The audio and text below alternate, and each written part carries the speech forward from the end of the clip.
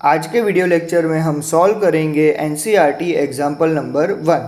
Question में हमें tan a की वैल्यू दी गई है जो है 4/3 और हमें रिमेनिंग 5 ट्रिग्नोमेट्रिक रेशियोज फाइंड करने हैं एंगल a के लिए। तो सबसे पहले हम यहाँ पे ट्राइंगल ABC बना लेंगे। मैं यहाँ पे एंगल B को 90 डिग्री ले रहा हूँ, बराबर। क्वेश्चन का जो सॉल्यूशन है वो हमारे गिवन से स्टार्ट होगा, यानी कि tan a = 4/3। अब tan का जो फॉर्मूला है वो क्या होता है, perpendicular upon base. So according to diagram angle A की जो ऑपोजिट साइड है वो हमारा क्या हो जाएगा, परपेंडिकुलर, यानी कि BC जो है वो हमारा क्या है, परपेंडिकुलर। और एंगल A की जो एडजेसेंट साइड है यानी कि AB वो हमारा क्या हो जाएगा, बेस। तो यहाँ पे वो वैल्यू रख देंगे तो हमें मिलेगा BC अपॉन AB = 4/3। ठीक है, तो अब हमारे पास ट्राइंगल की दो साइड का रेशियो आ गया है। BC और AB का जो रेशियो है वो है 4:3। So let us take BC = 4K and AB = 3K। So यहाँ पे अब हमारे पास दो साइड के मेज़रमेंट अवेलेबल है। BC का जो मेज़र है वो कितना आया है, 4K, और AB का जो मेज़र है वो कितना निकला है, 3K। अब रिमेनिंग जो 5 रेशियोज हमें फाइंड करने हैं उसके लिए हमारे पास ट्राइंगल की तीनों साइड का मेज़र होना ज़रूरी है। तो पाइथागोरस थ्योरम को यूज़ करके अब हम थर्ड साइड यानी कि AC का मेज़र फाइंड करेंगे। तो यहाँ पे हम लिखेंगे according to Pythagoras theorem.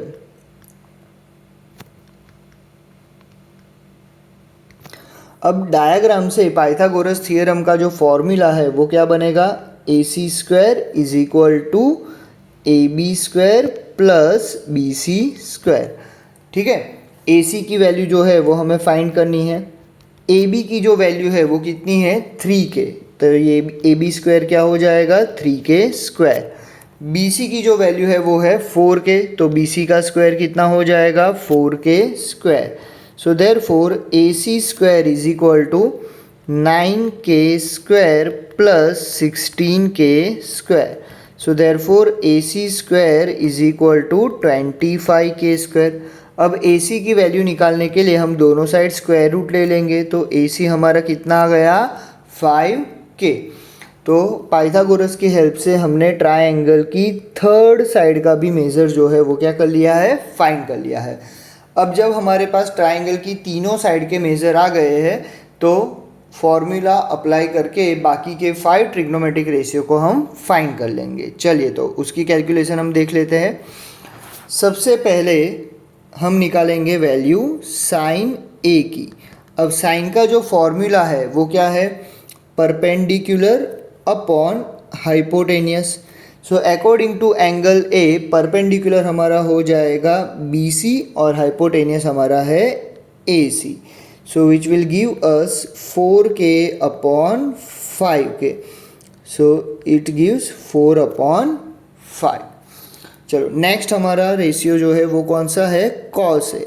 Cos का फॉर्मूला जो है वो है base upon hypotenuse. According to angle A base हमारा होगा AB, हाइपोटेनियस है हमारा AC। So which will be 3K/5K।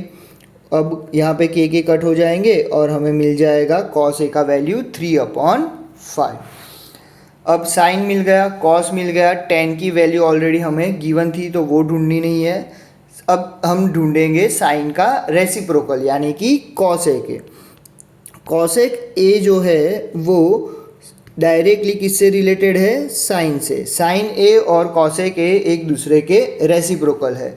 Sign का फॉर्मूला है परपेंडिकुलर अपॉन हाइपोटेनियस, तो cosec का फॉर्मूला क्या हो जाएगा, hypotenuse upon perpendicular, which is AC/BC।